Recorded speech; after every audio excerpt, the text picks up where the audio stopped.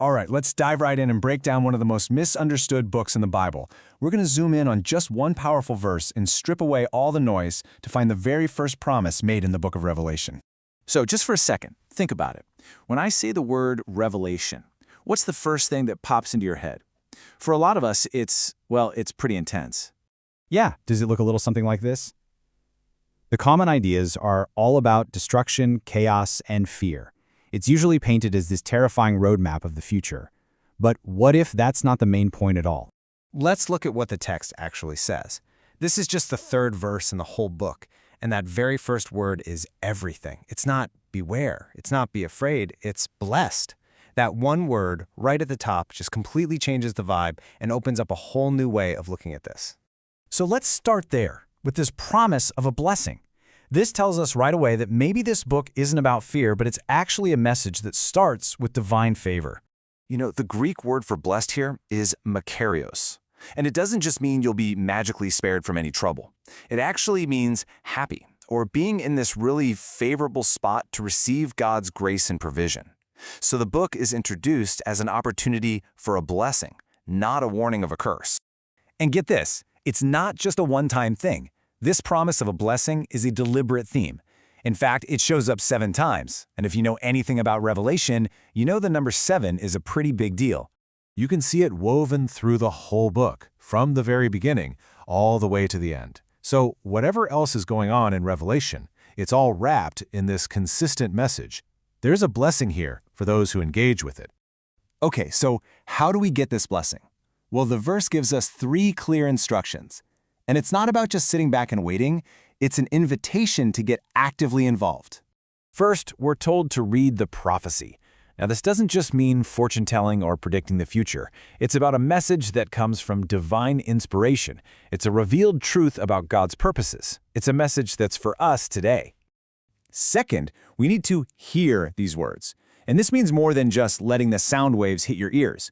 It means you've got to actively listen, understand, and pay attention. True hearing means your life actually responds to what you've heard. It leads to action. And third, we have to keep what's written. The Greek word here is tereo, and it carries this idea of guarding something precious, like a watchman on a wall. It's a call to hold on tight, to observe it, and protect this message. It's an active, watchful thing. Okay, this brings us to the last part of the verse, and maybe the most debated phrase of all. For the time is at hand. This is where everything can shift from being about a distant future to something way more immediate. To really get this, we have to talk about 2 different ideas of time.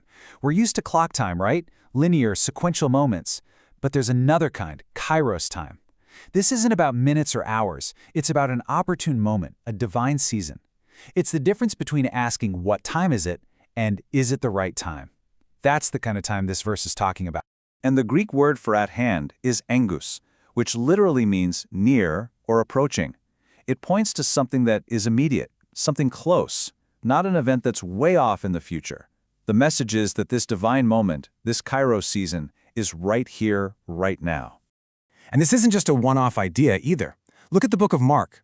Jesus uses the exact same language. The time is fulfilled, and the kingdom of God is at hand.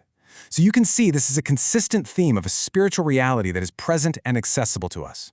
In fact, when you start looking, you see all these phrases, at hand, near you, fulfilled, kingdom come, even it is finished. They're all pointing to the same thing, the immediate, right now reality of God's plan in action, a plan we can be part of now.